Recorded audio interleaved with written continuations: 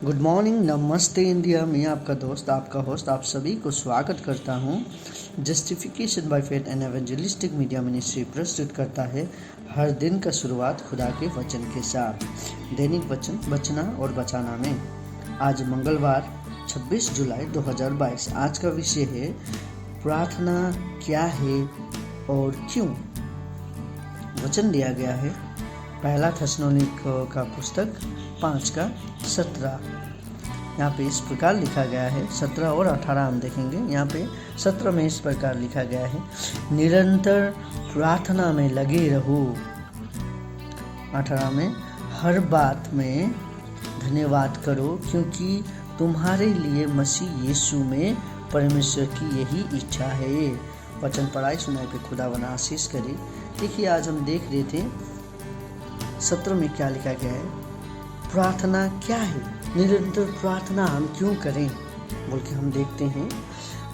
प्रार्थना क्यों करना चाहिए। हम सभी को मालूम है, हम जब एक नए विश्वासी होते हैं हमें मालूम नहीं चलता है कि हम किस प्रकार का प्रार्थना करें। तो उस समय के लिए हमारे पास एक लॉर्ड्स प्रेयर है। सही रीति से यदि प्रार्थना करें तो हम लॉर्ड्स प्रेयर को सुबह प्रार्थना कर सकते हैं अच्छे तरीक़ा से। वो दिन भर हम जो भी करते हैं उसके लिए उसमें अच्छे तरीक़ा से लिखा गया है, तो हमारा प्रार्थना उसमें होता है। देखिए, हम बहुत सारे समय पे मत्ती में जब हम देखते हैं प्रार्थना क्या है, प्रार्थना का विषय में मत्ती का पुस्तक में बहुत अच्छी तरीक़ा से लिखा गया, हम प्रार्थना कैसे करें, हमें प्रार्थना क्यों करना है। देखिए, प्रार्थना एक ऐसा जरिया है जो कि हम खुदा से बात कर सकते हैं। खुदा से हम बात कर सकते हैं। हमारा जो दिन का शुरुआत है हम प्रार्थना से कर सकते हैं। देखिए, यदि हम प्रार्थना ना करें दिन में, जो हमारा दिन है वो अच्छा नहीं गुजरता है जैसे मुझे लगता है। और जब हम प्रार्थना करके हमारा दिन को जब शुरुआत करते हैं तब खुदावन का जो आशीष है हमारे बीच में, हमारे लिए खुदावन जानता है हमें क्या चाहिए क्या नहीं चाहिए। लेकिन जब हम प्रार्थना से शुरू करते हैं हमारा मन में एक सोच बैठ जाता है कि हमें प्रार्थना करने से अच्छा दिन गुजरता है और इफ़ेक्टिवली वो दिन भी अच्छे तरीक़ा से गुजरता है। देखिए, बहुत अच्छी तरीक़ा से जब समझते हैं हमारा हृदय को एक सही दिशा मिलता है कि हम प्रार्थना करने से हम देखिए अपना हृदय को, और इसके साथ साथ प्रार्थना करने से हमारा जो रिलेशनशिप है, हमारा जो संबंध है खुदावन के साथ, हमारा जो रिश्ता है खुदावन के साथ वो मजबूत होता है और उसमें हम बढ़ते जाते हैं। वो बहुत अच्छे तरीक़ा से मजबूत हो जाता है और हम प्रार्थना के द्वारा ही खुदा से बातचीत कर सकते हैं। हमारा जो कम्युनिकेशन है खुदावन के साथ, हमारा जो बातचीत है हमारा खुदावन के साथ, हमारा जो रिलेशन है खुदावन के साथ वो बरकरार रहता है। सो प्रार्थना एक अद्भुत चीज़ है हमारे जीवन में, हमें हमेशा करना चाहिए। और ये एक हमारे लिए जो आशीष का जरिया है, जो कि हमारा गॉस्पेल पे हम सुने थे कि यीशु ने किस तरीक़ा से प्रार्थना का बारे में कहा था। देखिए, प्रार्थना हमें करना छोड़ना नहीं है। इसी तरीक़ा से हमें खुदावन ने कहा था कि प्रार्थना हमें निरंतर करना बहुत ज़रूरी है और लगातार करना बहुत ज़रूरी है। और प्रार्थना हमें पब्लिकली नहीं करना है। बहुत सारे समय पे हम विश्वासी क्या करते हैं, हम दिखावट के लिए भी प्रार्थना करते हैं। देखिए, प्रार्थना जो है हम दिखावट के लिए नहीं कर सकते हैं और लोग कहने के बाद हम नहीं कर सकते हैं। प्रार्थना हमारा हृदय से आता है, वो हृदय से खुदावन से बात किया जाता है। और इसीलिए जो प्रार्थना है हमें पब्लिकली नहीं, लोगों को दिखाने के लिए नहीं, पर हमारा हृदय को खोलने के लिए, जो कि हमारा हृदय का बातचीत होता है खुदावन से करने के लिए, वो हम कर सकते हैं, जो कि हमारा खुदावन है। हम सभी को मालूम है कि खुदावन एक ही है और खुदावन जानता है कि हमें क्या चाहिए। तो हम बहुत सारे समय पे मरमर करते हैं, गॉसिप करते हैं, हम प्रार्थना में एक चीज़ को दोबारा दोहराते रहते हैं और हम उसे प्रभु प्रभु प्रभु कह के 1000 बार प्रार्थना में करते हैं। वो भी एक सही रीति नहीं है खुदावन का प्रार्थना में। देखिए, जब हम लॉर्ड्स प्रेयर देखते हैं, लॉर्ड्स प्रेयर बहुत अच्छी तरीक़ा से प्रार्थना का एक जरिया दिखाया। जब आप अपने पापा को बात करते हैं तो 1000 बार उसे पापा पापा पापा नहीं कहेंगे। एक बार पापा कहने के बाद आप अपनी बातचीत को रखते हैं। और उसी तरीक़ा से जब हम प्रार्थना करते हैं तो प्रार्थना में एक बार हम उसे पिता कह के हृदय से कह के हम प्रार्थना शुरू करते हैं तो हमारा प्रार्थना अच्छी तरीक़ा से जाता है। और बहुत सारे समय पे हम देखते हैं कि हम जितने भी विश्वासी हैं, हमारा प्रार्थना एक नौकर और मालिक का बीच का प्रार्थना जैसे भी होता है। नहीं, हमारा जो खुदावन है वो मालिक नहीं है और हम नौकर नहीं हैं, हम उसके संतान हैं। तो हमारा प्रार्थना कभी भी हम करते हैं तो एक मालिक और दास का तरीका से नहीं होना चाहिए, और एक ही चीज़ को हमें 1000 बार नहीं दोहराना है। हम बहुत सारे प्रार्थना में जाते हैं और मैं सुनता हूँ कि बहुत सारे लोगों का बहुत सारे किस्म का प्रार्थना का होता है। देखिए, मुझे मालूम नहीं कौन सी हर एक संस्था का अलग अलग प्रार्थना होता है। मैं क्या कहता हूँ, लॉर्ड्स प्रेयर क्या कहता है, प्रार्थना एक सही रीति से करना बहुत ज़रूरी है। यदि नया विश्वासी आप हैं, आप चाहे कोई भी हो, आप कोई भी संस्था से, हिंदू हो, मुस्लिम हो, सिख हो, ईसाई हो, आप जो भी हो, आप प्रार्थना दुआ करना चाहते हैं, आप दुआ करें, कोई बात नहीं, आप दुआ कर सकते हैं। खुदावन आपका दुआ को सुनता है और वो उसे उत्तर भी देगा। आप नए विश्वासी है, आप फिर भी प्रार्थना कर सकते हैं। प्रार्थना किस तरीक़ा से करें? देखिए, प्रार्थना हमें मती में दिया गया है, उस तरीक़ा से हम प्रार्थना कर सकते हैं। यदि हमें प्रार्थना करना नहीं आता है तो, लेकिन हमें दिखावट का प्रार्थना नहीं करना है, क्योंकि खुदावन को वो बिल्कुल मंजूर नहीं है। सो खुदावन का प्रार्थना जो लॉर्ड्स प्रेयर हम कहते हैं कि किस तरीक़ा से करना चाहिए, जब हम मती में देखते हैं, मती में लॉर्ड्स प्रेयर के बारे में हम देख सकते हैं कि वहाँ पे किस तरीक़ा से प्रार्थना किया गया है। सो उसी तरीक़ा से हमें भी प्रार्थना करना ज़रूरी है।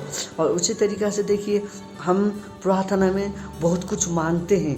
प्रार्थना में हमें क्या मांगना चाहिए, क्या ज़रूरी है, वो सबसे इम्पोर्टेंट चीज़ है। देखिए, प्रार्थना में हम अपने लिए हमेशा मांगते हैं, अपने लिए अपना ही बैग भरना है, अपना ही घर चलना है। नहीं, प्रार्थना ऐसा नहीं होता है। प्रार्थना लोगों के लिए किया जाना चाहिए, ताकि हमारे साथ साथ लोगों का भी भलाई हो। देखिए, जब हम लोगों के लिए मांगते हैं, खुदावन हमें क्या चाहिए खुदावन को मालूम है। तो हम जब लोगों के लिए कहते हैं तो खुदावन हमारा सच्चाई देखता है, खुदावन हमारा सत्य मन देखता है, और खुदावन हमें जो मिलना चाहिए खुदावन वो हमें देता है। सो इसीलिए हमें प्रार्थना में निरंतर रहना बहुत ज़रूरी है। देखिए, यहाँ पे हम देख सकते हैं कि प्रार्थना हमें किस तरीक़ा से करना है, जो कि हमारे बाइबल पुस्तक में नया नियम में हम देखते हैं। मती बोल के एक पुस्तक है, मती का 6:9 से हम देख सकते हैं। यहाँ पे इस तरीक़े से लिखा गया है, आप मेरे साथ दोहरा सकते हैं। यहाँ पे इस प्रकार लिखा गया है, हे हमारे पिता, तू जो स्वर्ग में है, तेरा नाम पवित्र माना जाए, तेरा राज्य आए, तेरी इच्छा जैसे स्वर्ग में पूरी होती है वैसे पृथ्वी पर भी हो।